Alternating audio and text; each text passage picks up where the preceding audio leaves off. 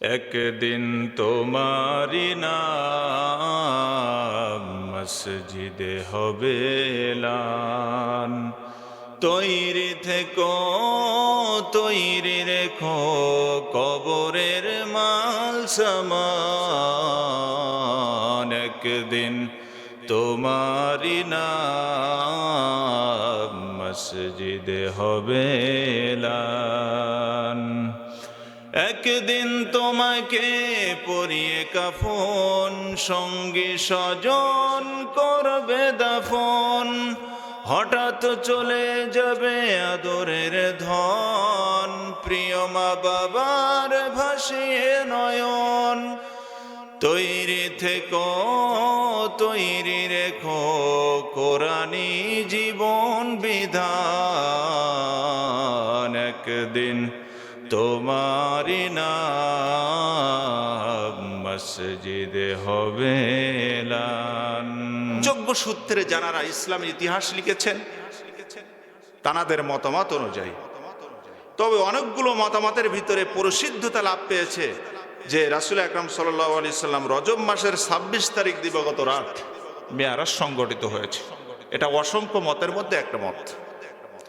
সম্মানিত ভাইরা, তো রাসূলের মেয়ারাজ যে হয়েছিল এতে কোনো প্রকারের সন্দেহ আছে?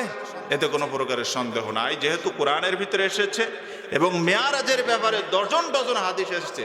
প্রায় 40 জন সাহাবী মেয়ারাজের হাদিস বর্ণনা করেছেন। সুবহানাল্লাহ বলেন।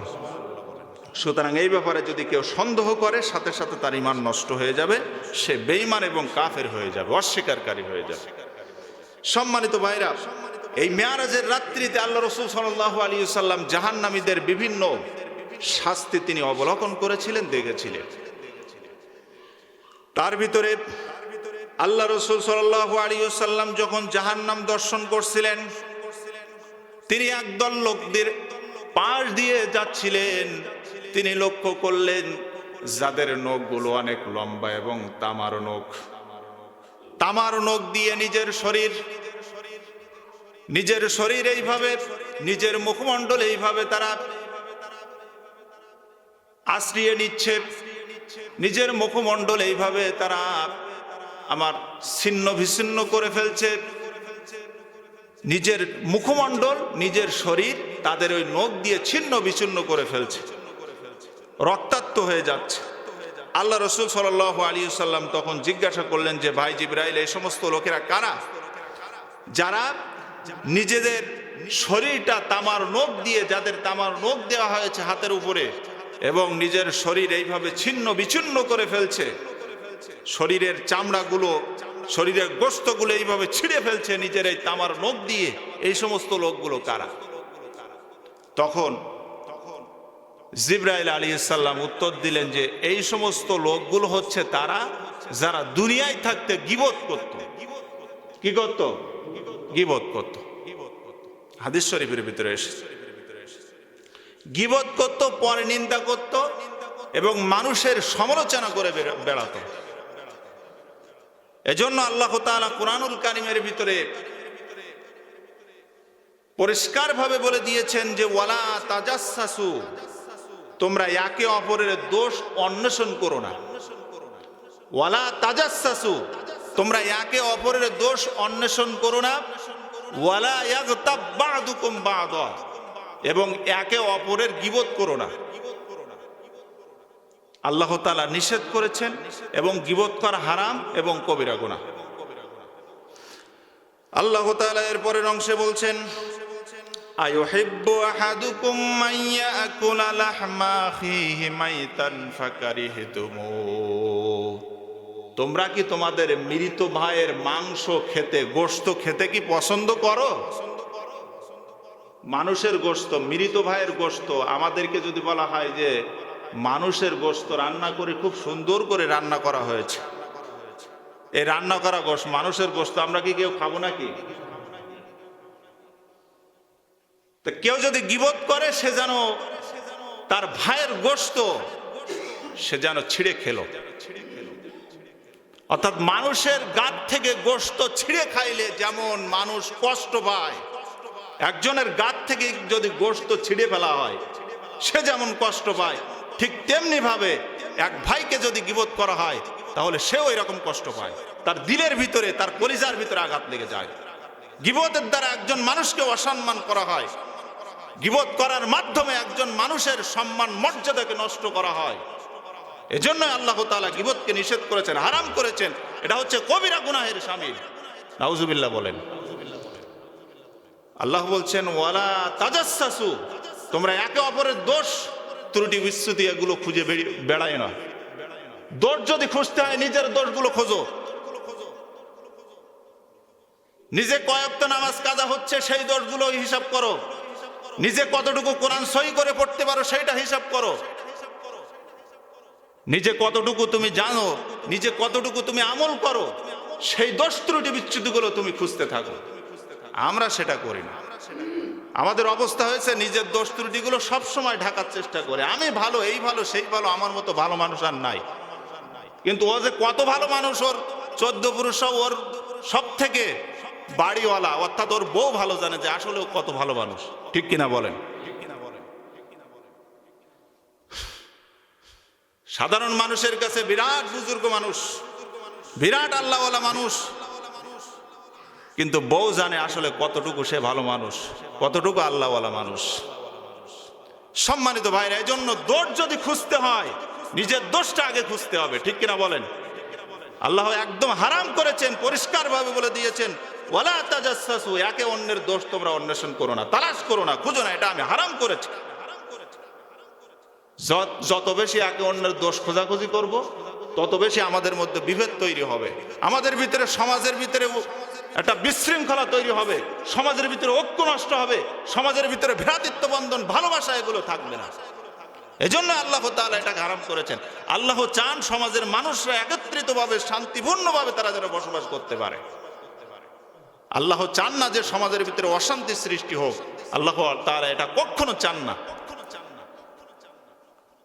এজন্য আপনি বিরাট নামাজ পড়েন, বিরাট রোজা রাখেন, দান সাদকা করেন, দ্বীনের খেদমত করেন, কিন্তু এই সমস্ত আমলগুলো আপনি গুরুত্ব দিচ্ছেন না। নবীজির ভাষায় রাসূল আকরাম সাল্লাল্লাহু আলাইহি ওয়াসাল্লাম যারা পর সমালোচনা করে, যারা গীবত করে, যারা অন্যের দোষ ত্রুটিগুলো তুলে ধরে, অন্যের দোষ ত্রুটি অন্বেষণ করে, তাদেরকে জাহান্নামের ভিতরে আল্লাহর রাসূল মেরাজের রাত্রিতে তিনি দেখে এসেছেন। ঠিক কিনা বলেন? এজন্য এই ত্রুটি যদি আমাদের ভিতরে থাকে তাহলে এর থেকে আমাদের বেঁচে থাকতে হবে। সম্মানিত ভাইরা, একান্ত আপনজনেরা, একটা জিনিস মনে রাখবেন, আপনি কাউকে অস্ত্র দিয়ে আঘাত করলেন, অস্ত্র দিয়ে আঘাত করার পরে ক্ষত বিক্ষত হলো, সেই ক্ষত বিক্ষত একদিন মুছে যেতে পারে। কিন্তু আপনি মানুষকে কথা দিয়ে আঘাত করলেন, গীবত করলেন, মানুষের পিছনে এত বড় বড় মারাত্মক কথা আপনি বললেন যা তার কলিজার ভিতরে ঢুকেছে। এই কলিজার যে ক্ষত বিক্ষত তৈরি হয়েছে, এই ক্ষত বিক্ষত কিন্তু কিয়ামত পর্যন্ত মুছবে না। এইটা আপনি মাথায় রাখবেন। একজন মানুষকে সম্মান নষ্ট করবেন না আপনি। আমি যখন মসজিদে না থাকি অনেক কথা আমার বিরুদ্ধে আমি শুনতে পাই। এই কথাগুলো আমার কানে অনেক সময় আসে, কিন্তু আমি সরাসরি প্রোটেস্ট করি না। সব আমার অন্তরের ভিতরে আছে, সব আমার মনের ভিতরে আছে। কোন মুসল্লি আমার বিরুদ্ধে কি কি বড় কথা বলে, বড় বড় কথা বলে, আমার বিরুদ্ধে কি কি ষড়যন্ত্র করা হয়, এগুলো সব আমার কাছে আছে। আমি পরিষ্কার করে বলছি, আমার কিন্তু চাকরির কোনো ভয় নাই। আপনি চাকরির কার ভয় দেখাচ্ছেন? আমি এখানে আছি, আজ আছি এই জোহরের নামাজে, এই জুমার নামাজে আছি, আসরে এখানে থাকবো, এটা এই বিশ্বাসটুকু কিন্তু আমি করি না। কথা বলছেন? সুতরাং চাকরির ভয় আপনি আমাকে দেখাবেন না। আপনার যদি সমস্যা হয়, আমার দায়িত্ব পালনের প্রতি যদি আপনার সমস্যা মনে করেন, কমিটিকে অবহিত করবেন। দয়া করে পিছনে সমালোচনা করবেন না, বড় বড় কথা বলবেন না, পরে নিন্দা করবেন না, গীবত করবেন না। যদি কিছু বলার থাকে কমিটির সাথে বলুন, কমিটি আমাকে জানিয়ে দিক, আমি বলবো যে আমি এইভাবে দায়িত্ব পালন করতে আমি সক্ষম। যদি না পারি আলহামদুলিল্লাহ, আমি চলে যাব, সমস্যা কি? কিন্তু দয়া করে গীবত করে একটা মানুষকে আপনি আঘাত করবেন না, কলিজা আঘাত করবেন না, হৃদয়কে ক্ষতবিক্ষত করে দিবেন না। এই বিষয়টা মাথায় রাখবেন। শুধু আমার ক্ষেত্রে নয়, শুধুমাত্র আমার ক্ষেত্রে নয়, আপনি যে কোনো কাউকে এইভাবে গীবত করে তাকে কষ্ট দিয়ে তার হৃদয়টা ক্ষতবিক্ষত করবেন না। আল্লাহ তাআলা এই জিনিসটা হারাম করে দিয়েছেন। সম্মানিত ভাইরা, একান্ত আপনজনের আমার, তাহলে যারা গীবত করবে তাদের শাস্তি আল্লাহ রাসূল সাল্লাল্লাহু আলাইহি ওয়াসাল্লাম তিনি দেখেছেন। এরপরে নবীজি আরো শাস্তি দেখেছেন যে একদল মানুষ যারা রক্তের দরিয়ায় হাবুডুবু খাচ্ছে। কি করতেছে? রক্তের দরিয়ায় হাবুডুবু খাচ্ছে, কিন্তু তারা কিনারায় পৌঁছাতে পারছে না। তারা কিনারায় পৌঁছাতে পারছে না, রক্তের দরিয়া হাবুডুবু খাচ্ছে।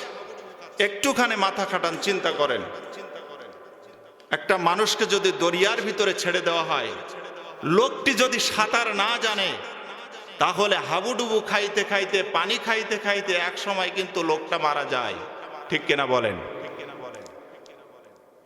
আর জাহান্নামের ভিতরে এমন দরিয়া আছে যে দরিয়াগুলো হচ্ছে রক্তের দরিয়া, পানির দরিয়া নয়। সেই রক্তের দরিয়ার ভিতরে হাবুডুবু খাইতে খাইতে লোকটি কিনারায় আসার জন্য চেষ্টা করতেছে, কিন্তু পাচ্ছে না। রাসূল আকরাম সাল্লাল্লাহু আলাইহি সাল্লাম তখন জিবরাইলকে জিজ্ঞাসা করলেন যে, ভাই জিবরাইল, এ সমস্ত লোকগুলো কারা? তখন জিবরাইল উত্তর দিল যে, এ সমস্ত মানুষগুলো হচ্ছে তারা যারা দুনিয়ায় থাকতে সুদ খাইতো। কি খাইতো? সুদ খাইতো। অর্থাৎ রক্ত পানি করা টাকা পয়সা উপার্জন করত গরিবেরা, আর অবৈধভাবে তাদের কাছ থেকে সেগুলো তারা গ্রহণ করত। এজন্যই এই শাস্তি তাদেরকে প্রদান করা হচ্ছে। আজকে সুদমুক্ত সমাজ চাই, সুদমুক্ত রাষ্ট্র চান আপনি? যদি সুদমুক্ত এবং ঘুষমুক্ত, সুদমুক্ত সমাজ এবং রাষ্ট্র যদি চান, তাহলে আল্লাহর আইন এবং সৎ লোকের শাসন ছাড়া অন্য কোনো বিকল্প, অন্য কোনো পদ্ধতি নাই। কথা বলেন ঠিক কিনা? এজন্য আল্লাহ রসুলকে আল্লাহ তাআলা 14 দফা কর্মসূচি দিয়েছিলেন যে, হে নবী, এই 14 দফা কর্মসূচি দিয়ে আপনি রাষ্ট্র পরিচালনা করেন, তাহলে সমাজের ভিতরে দুর্নীতি থাকবে না, সমাজের ভিতরে চাঁদাবাজি থাকবে না, সমাজের ভিতরে সন্ত্রাসী থাকবে না, সমাজ থেকে যাবতীয় অন্যায় অপকর্ম এগুলো সব দূরীভূত হয়ে যাবে এবং সমাজটা সোনার সমাজে পরিণত হয়ে যাবে। সুবহানাল্লাহ। সেই 14 দফা কর্মসূচির কথা সূরা বানী ইসরাঈলের ভিতরে এসেছে। সম্মানিত ভাইরা, একান্ত আপনজনেরা, তাহলে আমি শেষ করে দিচ্ছি। তাহলে রাসূল আকরাম সাল্লাল্লাহু আলাইহি ওয়াসাল্লাম তিনি মিরাজ থেকে এই দৃশ্যগুলো দেখেছেন, জাহান্নামীদের দৃশ্য দেখেছেন, সুদখোরদের শাস্তি দেখেছেন, গীবতকারীদের শাস্তি দেখেছেন, এরপরে যারা বেনামাজি তাদের শাস্তি আল্লাহ রসুল দেখেছেন, যারা ব্যভিচার করে নিজের সতীসাধ্য নিজের বিশ্বনবী সাল্লাল্লাহু আলাইহি ওয়াসাল্লাম রাতের একটা অংশে মসজিদুল হারাম থেকে তথা মক্কা থেকে মসজিদুল আকসা পর্যন্ত ভ্রমণ করেছেন। তারপরে সেখান থেকে প্রথম আসমান, দ্বিতীয় আসমান, তৃতীয় আসমান, চতুর্থ আসমান, পঞ্চম আসমান, সপ্তম আসমান, ষষ্ঠ আসমান, সপ্তম আসমান পর্যন্ত ভ্রমণ করার পরে এরপরে সপ্ত আসমান ভেদ করে আল্লাহর নবী সিদরাতুল মুনতাহায় চলে গেলেন। সেখান থেকে মহান আল্লাহ রাব্বুল আলামিনের আরশে চলে গেলেন। আরশে চলে যাওয়ার পরে আল্লাহর সাথে বিশ্ব নবীর যে কথোপকথন হলো, এই কথোপকথনের সময় হলো 27 বছর। কত বছর? 27 বছর যাবত কথা হলো। 27 বছর কথা হলো। কেন 27 বছর কথা হলো? এই ব্যাখ্যায় মুহাদ্দিসিন ইকরাম, ইসলামিক স্কলারগণ লিখতেছেন, 27 বছর ধরে আল্লাহ তাআলা বিশ্ব নবীকে ট্রেনিং দিয়েছেন, প্রশিক্ষণ দিয়েছেন যে হে নবী, খুব দ্রুতই আপনি রাষ্ট্রপ্রধান হয়ে যাবেন। যেহেতু আপনি রাষ্ট্রপ্রধান হবেন, যেহেতু আপনি রাষ্ট্রের মূল দায়িত্বে আপনি চলে যাবেন, এজন্য আপনার কিছু যোগ্যতার প্রয়োজন, আপনার কিছু যোগ্যতার প্রয়োজন, আপনার কিছু কোয়ালিটির প্রয়োজন। রাষ্ট্রপ্রধান হওয়ার জন্য তো কিছু যোগ্যতা লাগে না। যাকে তাকেই রাষ্ট্রপ্রধান বানিয়ে দিলে সে দেশ চালাতে পারে? যাকে তাকে কি দেওয়া যায়? দেওয়া যায় না। আল্লাহ তাআলা তার রাসূলকে সেই যোগ্যতা সম্পন্ন করে মেরাজের রাত্রিতে 27 বছর যাবত ট্রেনিং দিয়ে প্রশিক্ষণ দিয়ে এই পৃথিবীর বুকে পাঠিয়ে দিলেন।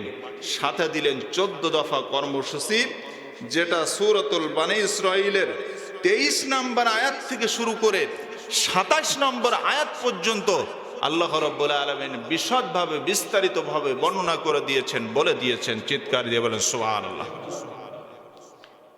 এইভাবে বিশ্বনবী সাল্লাল্লাহু আলাইহি ওয়াসাল্লামের মেরাজ সংগঠিত হয়েছিল। এ কথা কোথায় আছে? কোরআনুল কারীমের 17 নম্বর সূরা সূরাতুল বনী ইসরাঈলের শুরুতেই মহান আল্লাহ রাব্বুল আলামিন সে কথা বলে দিয়েছেন। সুবহানাল্লাহ।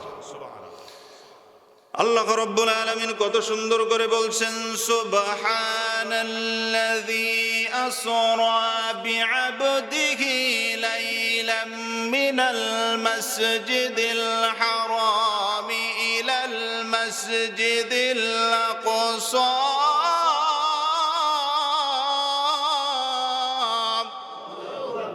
আল্লাহ তাআলা বলছেন সুবহানাল্লাযী, সমস্ত দুর্বলতা অক্ষমতা থেকে মুক্ত সেই মহান সত্তা, যিনি আসরা বিআবদিহি লাইলাম মিনাল মাসজিদিল হারাম ইলাল মাসজিদিল আকসা, যিনি তার বান্দাকে অর্থাৎ মুহাম্মদ সাল্লাল্লাহু আলাইহি ওয়াসাল্লামকে মসজিদুল হারাম থেকে মসজিদুল আকসা পর্যন্ত ভ্রমণ করিয়েছিলেন। সুবহানাল্লাহ।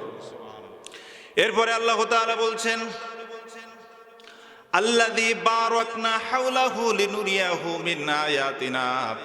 শুধু তাই নয়, আল্লাহ রাব্বুল আলামিন বিশ্ব নবীকে মিরাজের রাত্রিতে অসংখ্য নিদর্শনাবলী তিনি দেখিয়েছিলেন। সুবহানাল্লাহ। প্রথম আসমান দেখিয়েছিলেন, দ্বিতীয় আসমান দেখিয়েছিলেন, তৃতীয় আসমান দেখিয়েছিলেন। এইভাবে 7টা আসমান বিশ্ব নবীকে দেখানো হয়েছিল। শুধু তাই নয়, আল্লাহর নবীকে আল্লাহ রাব্বুল আলামিন ঈমানদারদের জন্য জান্নাতের যে নিয়ামত, এই নিয়ামতগুলো দেখিয়েছিলেন। শুধু তাই নয়, কাফের, বেঈমানি, অস্বীকারী, অবিশ্বাসী, মুনাফিক যারা হবে, তাদের যে জাহান্নামের ভিতরে নিক্ষেপ করা হবে, সেই জাহান্নামের বিভিন্ন দৃশ্যগুলো আল্লাহ রাব্বুল আলামিন তার রাসূলকে মিরাজের রাত্রিতে দেখিয়েছিলেন। সুবহানাল্লাহ। সম্মানিত ভাইরা, তাহলে বিশ্বনবী সাল্লাল্লাহু আলাইহি ওয়াসাল্লাম মিরাজের রাত্রিতে আল্লাহ রাব্বুল আলামিন তাকে অসংখ্য নিদর্শন দেখিয়েছিলেন। এখন মিরাজটা কখন সংগঠিত হয়েছিল? একেবারে যে 27 তারিখ 27 রজব মিরাজ হয়েছে, এটাই কি আসল কথা? এটাই কি ফিক্সড? না, এটা কিন্তু ফিক্সড নয়। মিরাজ কত তারিখে হয়েছিল এই ব্যাপারে ইসলামিক স্কলারদের ভিতরে, আলেমদের ভিতরে এবং হাদিসের ভিতরে, ইসলামের ইতিহাসের ভিতরে মতপার্থক্য আছে। যেমন কেউ কেউ বলেছে যে রাসূল আকরাম সাল্লাল্লাহু আলাইহি ওয়াসাল্লামের হিজরতের 6 মাস পূর্বে মিরাজ সংগঠিত হয়েছে। কেউ কেউ বলেছে 8 মাস আগে সংগঠিত হয়েছে। আবার কোন ইসলামিক স্কলারগণ তারা বলেছেন রাসূলের মিরাজ সংগঠিত হয়েছে 11 মাস পূর্বে, হিজরতের 11 মাস পূর্বে। আবার কেউ কেউ বলেছেন যে 1 বছর পূর্বে, কেউ কেউ বলেছেন যে 1 বছর 2 মাস পূর্বে। এইভাবে বিভিন্ন মতপার্থক্য আছে। তবে সর্বাধিক নির্ভরযোগ্য মত হলো যে নবুয়াতের 11তম বছরে, নবুয়াতের 11তম বছর মানে কোন বছর? সেটা রাসূল আকরাম সাল্লাল্লাহু আলাইহি ওয়াসাল্লাম নবুয়াত পেয়েছেন 40 বছর বয়সে। কত বছর বয়সে? 40 বছর থেকে 11 বছর হিসাব করেন। অর্থাৎ রাসূল আকরাম সাল্লাল্লাহু আলাইহি ওয়াসাল্লাম 11তম বছর, অর্থাৎ 11 বছর, 40 থেকে 11 যদি যোগ করা হয় তাহলে 51তম বছর হয়। কত বছর? 51তম বছর। এটা হচ্ছে উল্লেখযোগ্য মতামত যে 51তম বছরে রাসূল আকরাম সাল্লাল্লাহু আলাইহি ওয়াসাল্লাম যখন খাদিজা ইন্তেকাল করলেন, এরপরে চাচা আবু তালেব ইন্তেকাল করলেন, রাসূল আকরাম সাল্লাল্লাহু আলাইহি ওয়াসাল্লামের কলিজার টুকরা সন্তানেরা যখন দুনিয়া থেকে বিদায় নিয়ে চলে গেল, রাসূল আকরাম সাল্লাল্লাহু আলাইহি ওয়াসাল্লাম একা হয়ে গিয়েছেন। চতুর্দিক থেকে কাফের এবং বেঈমানদের নির্যাতন অত্যাচার চলছিল। এমন মুহূর্তে আল্লাহ রাসূল সাল্লাল্লাহু আলাইহি ওয়াসাল্লাম বুক ভরা আশা নিয়ে তায়েফে গিয়েছিলেন দাওয়াতে। তায়েফ থেকে সেখানে নির্যাতিত হয়েছিলেন, সেখানে তাকে রক্তাক্ত করা হয়েছিল। তায়েফের মাটিতে বিশ্বনবী সাল্লাল্লাহু আলাইহি ওয়াসাল্লাম তিনবার বেহুশ হয়ে পড়ে গিয়েছিলেন। ওখান থেকে ফিরে আসার পরে রাসূল আকরাম সাল্লাল্লাহু আলাইহি ওয়াসাল্লাম যখন মানসিকভাবে অসুস্থ হয়ে পড়েছিলেন, মানসিকভাবে তিনি ভারসাম্যহীন হয়ে গিয়েছিলেন, যখন মানসিকভাবে তিনি চিন্তিত ছিলেন, টেনশনে পড়ে গিয়েছিলেন যে কোথাও জায়গা হলো না, তায়েফে সেখানে যে আমাকে রক্তাক্ত হয়ে ফিরে আসতে হলো, রাসূল আকরাম সাল্লাল্লাহু আলাইহি ওয়াসাল্লাম তিনি মন ভাঙা হয়ে গিয়েছিলেন। এমন একটা সময় আল্লাহ রসুলকে আল্লাহ তাআলা সান্ত্বনা দেওয়ার জন্য আল্লাহ তাআলা তাকে এই ধুলির ধরা থেকে, জমিন থেকে 7 আসমান ভেদ করে মহান আল্লাহ রাব্বুল আলামিন তার রাসূলকে মেহমান হিসেবে আরশে তিনি নিয়ে রাসূল আকরাম সাল্লাল্লাহু আলাইহি ওয়াসাল্লামকে সান্ত্বনা দান করলেন। সুবহানাল্লাহ। এখন মেয়ারাজ কোন মাসে সংগঠিত হয়েছিল এই ব্যাপারে মতপার্থক্য আছে। কেউ কেউ বলেছেন রবিউল আউয়াল মাসে মেয়ারাজ সংগঠিত হয়েছে। কোন কোন আলেমগণ বলেছেন যে রাসূলের মেয়ারাজ সংগঠিত হয়েছে রবিউল সানি মাসে। কেউ কেউ বলেছেন যে রজব মাসে, আবার কেউ কেউ বলেছেন রমজান মাসে, কেউ কেউ বলেছেন শাওয়াল মাসে। এইভাবে অনেকগুলো মাসের কথা এসেছে। সাধ্যি স্ত্রী থাকার পরেও, বাড়িতে স্ত্রী থাকার পরেও যারা পরনারীর সাথে সম্পর্ক করে তাদের শাস্তি আল্লাহ রসুল দেখেছেন। এইভাবে বিভিন্ন আযাব তিনি লক্ষ্য করেছেন। আসুন সেই শাস্তি থেকে বাঁচার জন্য আমরা মেয়ারাজের শিক্ষা গ্রহণ করি। আমরা গীবত থেকে বেঁচে থাকব, আমরা পরনিন্দা থেকে বেঁচে থাকব, এবং আমরা সুদী কাজ কারবার থেকে বেঁচে থাকব, এবং সুদমুক্ত সমাজ বিনির্মাণের জন্য, আল্লাহর আইন সমাজে প্রতিষ্ঠিত করার জন্য, রাষ্ট্রে প্রতিষ্ঠিত করার জন্য আমরা ঐক্যবদ্ধভাবে কাজ করব। মহান আল্লাহ তাআলা আজকের আলোচনা থেকে আমাদের সকলকে শিক্ষা গ্রহণ